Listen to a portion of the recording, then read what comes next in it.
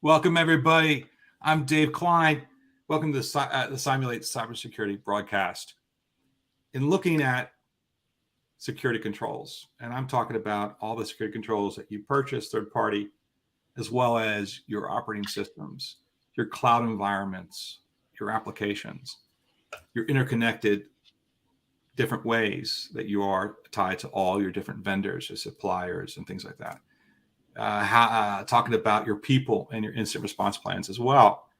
We're always seeking to have better optimization of these security controls and your people and being educated and in the incident response plans and better resilience, especially today when we see how often things change, attacks change daily.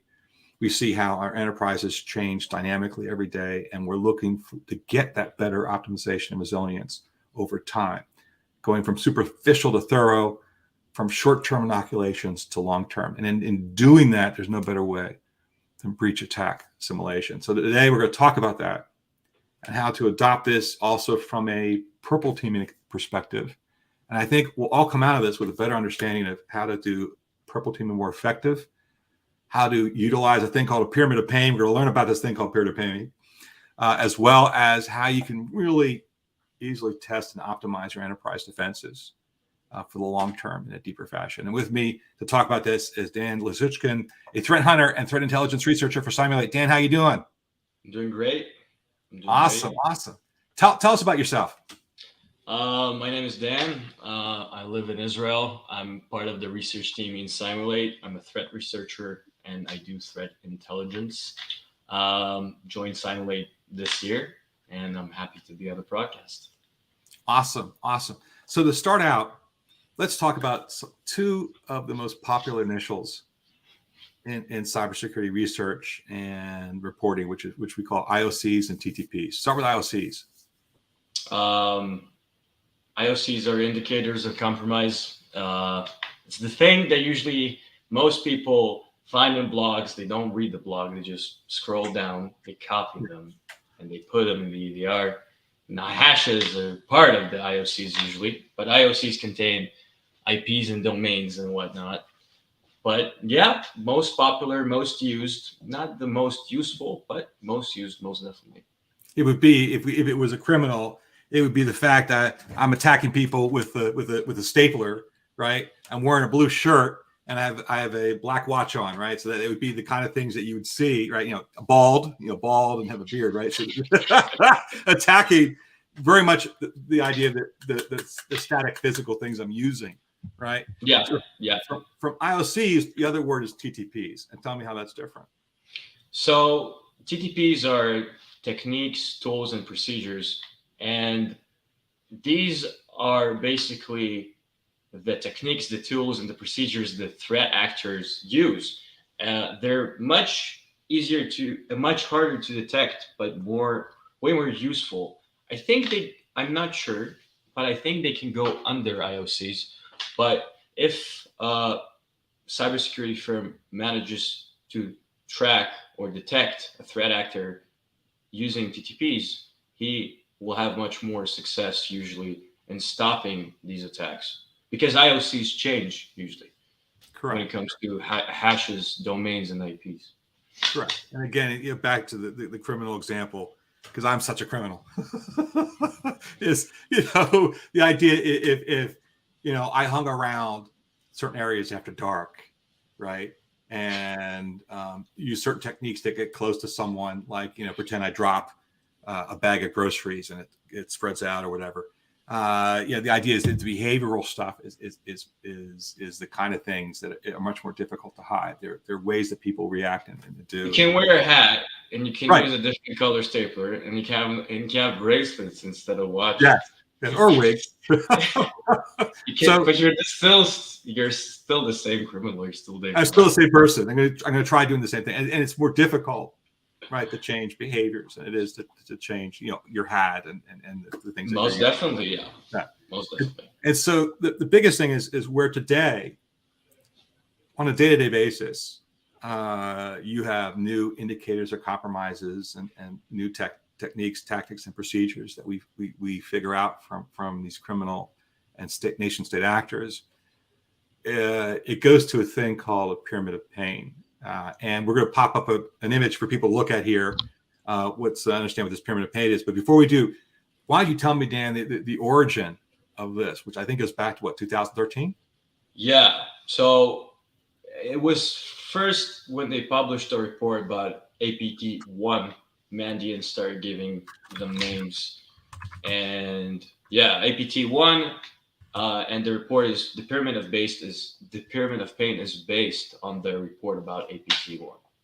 Yeah, and what's kind of cool about this is I have a long background in this kind of stuff, and back in 2013, I was well within a 10-year period of working with U.S. federal government customers, and I actually can remember even before then, back in 2000, walking into a pharma and helping to catch a Chinese nation-state actor plant that was put into a U.S. pharmaceutical who was sneaking into an R&D lab and stealing trade secrets and transporting them to China over ICQ, which is an ancient instant messaging program that dates me a little bit.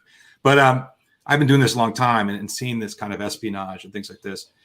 And so when we got to working with nation state actors with the U.S. government and China, it was like I wanted someone to come out with a report like this, and it really became the way that we do things. I was on a Amtrak train from my hometown in Philadelphia going down to D.C.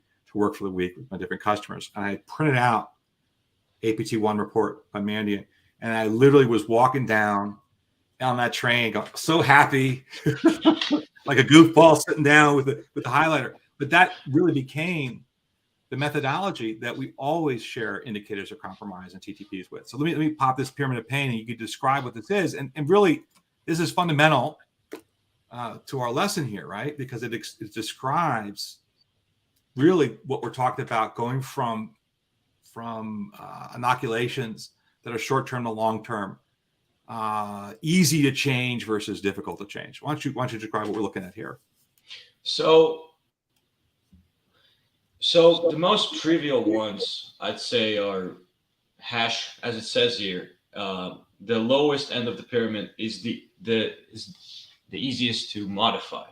So if you're dealing with, say, a specific type of malware, and you found this cool blog, details a lot of stuff, and they give you hashes. You give you hash values, you pop in VirusTool. If you're rich enough, you can download them from VirusTool, and you block those hashes. Well, if the actor decides to attack again, he's probably going to recompile the malware, and that's going to change the hash value. Even if the actor decides to flip one bit in the binary of the malware, this hash value is going to change. So it's not pointless in blocking it, but it's not going to do much, because the next time the actor attacks, he's going to come probably with different hash values. Right. Right. IP addresses are also very easy to change, because you have all these services today that provide you with just servers. And each time you purchase a new server, or you might even reboot your machine, your IP is going to change. So you can block an IP. I saw an actor once, an Iranian state-sponsored actor, where they use the same IP and they use even the same domain all the time. But most sophisticated actors, you're going to change. The Russian actors, they read the blogs that are posted online, and they change their behavior, and they're going to change their IPs. They're going to change their domains. So you can block the domains, you can block the IPs, you can block the hashes, but it's going to do something, but it's definitely not going to change. It's not going to change the threat actor's behavior. He's going to attack you again. Right. Right.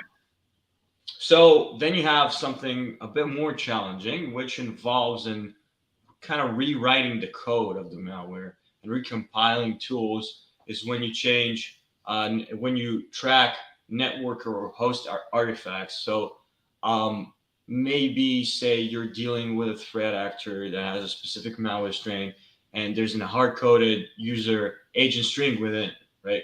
And you're gonna create some kind of rule in your security tools to detect any activity within the network that has this specific hard-coded user agent string or this specific SSL certificate.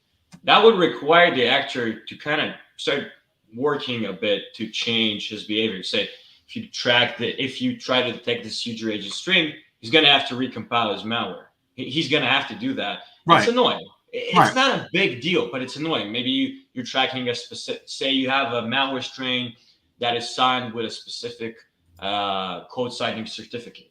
And you sign that, you say any binary that has this certificate, don't let it run, or say it's revoked. He's going to have to find a new certificate. The next thing is the tools. So there are open source tools and there are custom tools threat actors have.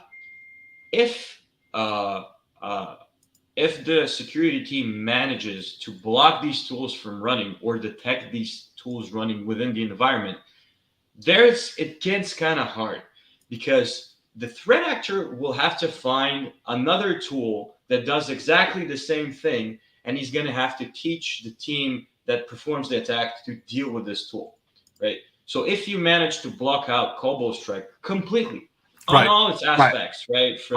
From their beacons to their injections, you can detect anything that's running on your system, or you can detect Cobalt Strike behavior within the network, and it works 80% of the time. He's going to have to find a different tool than Cobalt Strike, right? Same goes for peeling or putty or whatever. So this is challenging. It will require a lot of research from the threat actor.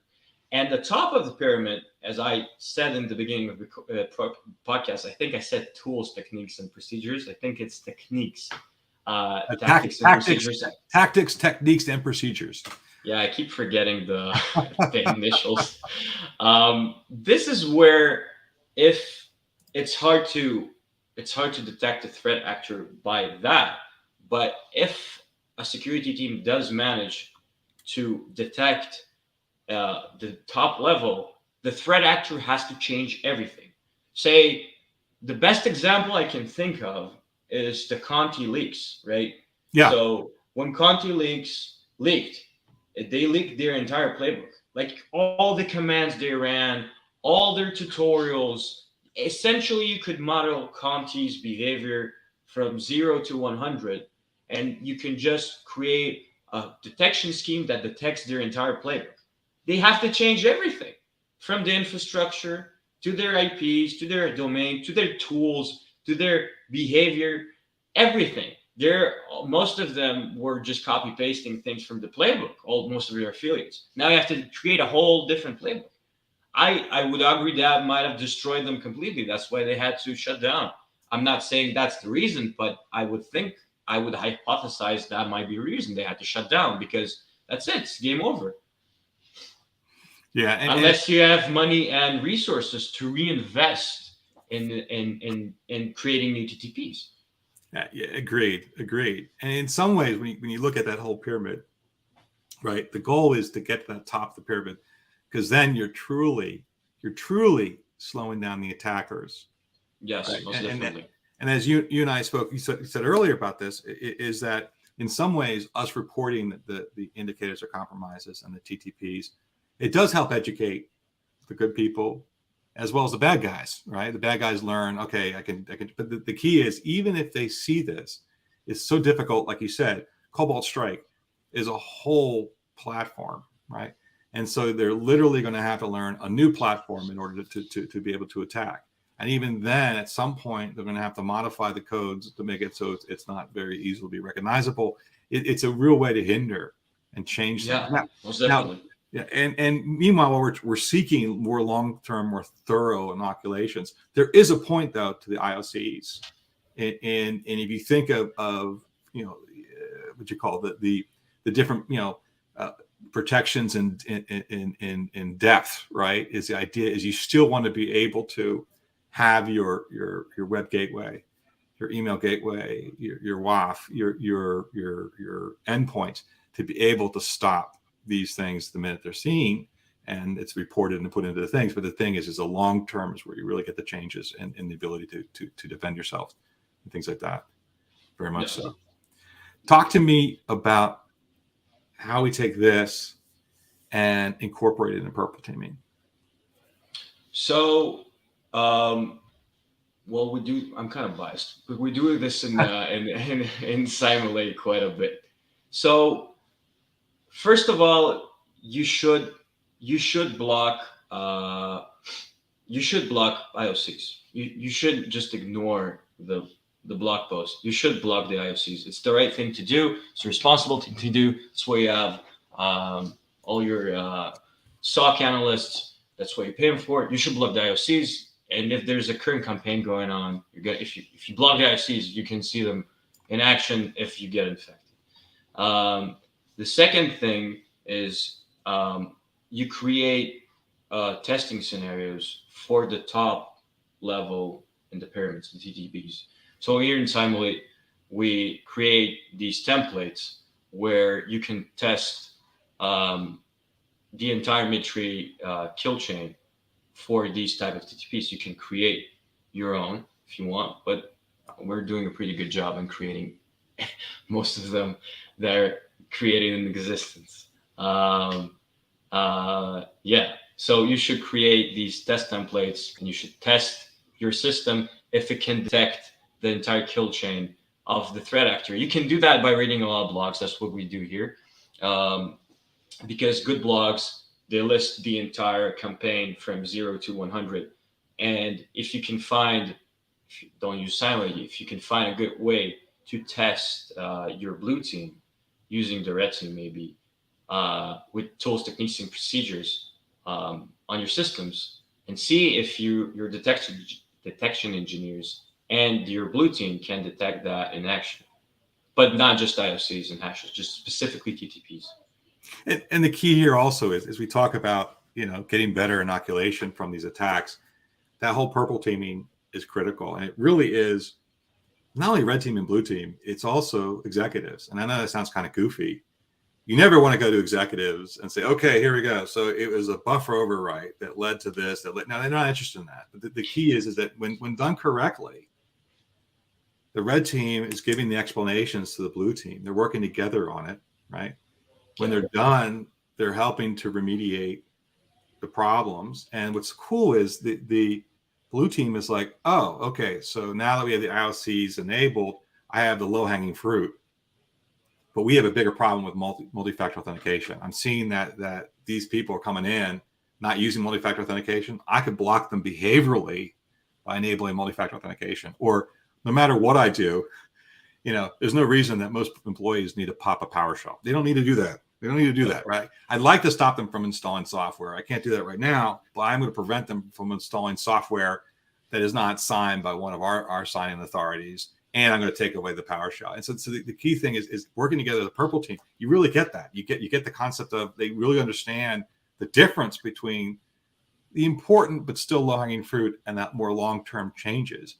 And I think what's also important is just as we're stopping attackers from using certain behaviors, we're incorporating certain behaviors among those blue teamers. And back to my initial claim of red team, blue team, and executives, when you have a package like Simulate that understands both IOCs and TTPs, that allows you to do purple teaming in an automated fashion, it also includes things like automated reports for executives. So they don't hear words like buffer overflow, overwrite, and things like that. But what they hear is, we've mitigated a risk. Here's how we did it, and this is why you're getting the best value for your how much money you saved. This is how much PR damage you saved. How much PR damage and how much money. Bingo. That's exactly what they're thinking about. PR damage and monetary damage, right? I once heard a real, in the previous firm I worked for, my manager let me listen to a real conversation he was having with an organization that got breached by ransomware. Their entire systems got encrypted. It was a huge mess. And when I was working back there, as I was a malware analyst, I just ransomware, whatever. It's bad for the organization, got encrypted. But the PR damage that has been done to the organization and the amount of lawyers you have to bring, and you have to contact all your customers, and you have to talk to the media, it's horrible. And the exact conversation that we're having for 1 hour is how to mitigate all this absolute damage that was going on just with lawyers, PR, customers, how to get the message across. It's horrible. I can't even imagine that. That's not my job, but if it were, it would probably be a nightmare. And if I were a CISO, I'd be very afraid, and I would be very happy to hear that you got all these risks mitigated just using the automated testing with Purple Team. On that PR, I remember one time I was doing a U.S. federal government customer during an incident response case, and all of a sudden one of the directors says, "Klein, come over here. He's pretty good at this kind of stuff." And he asked me a series of 4 questions. I answered them. They went back to help solve their problems and get them cleaned up from this breach that they had. And next thing you know, the next day they turned on C-SPAN, and there was the deputy administrator talking to Congress, asking those 4 questions.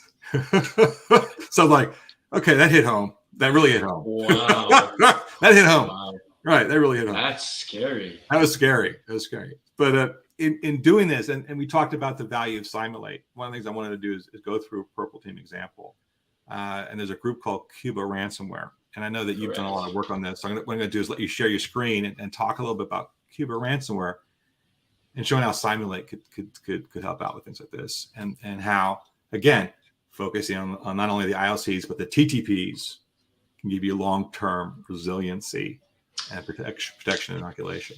So I'm going to share a little thing that I'm not sure everyone likes I do here in Simulate, but for all templates that I create, I always like to put a little special, unique thing to the APT that I'm trying to simulate, because otherwise you're going to have all the simple stuff. So Cuba Ransomware, this is a post by Mandiant. It's a very detailed post about the Cuba Ransomware. They labeled the threat actor as UNC2596, uncategorized.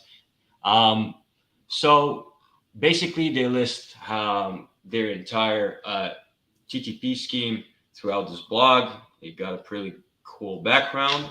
But what I'm going to focus on specifically is the fact that they use a very cool tool that was called Burnt Cigar by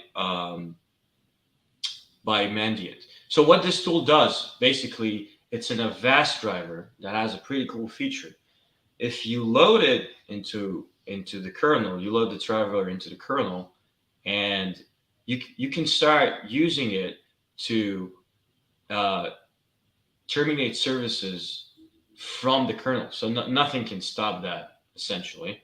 And what's cool about this driver is it's signed, and you can load it anytime you want, and no one's going to stop you. The operating system is not going to be angry because it's signed and certified by Avast and Windows. And you can get the hash of this specific driver, but it's also signed and certified, so there's a good chance that the EDR won't block it.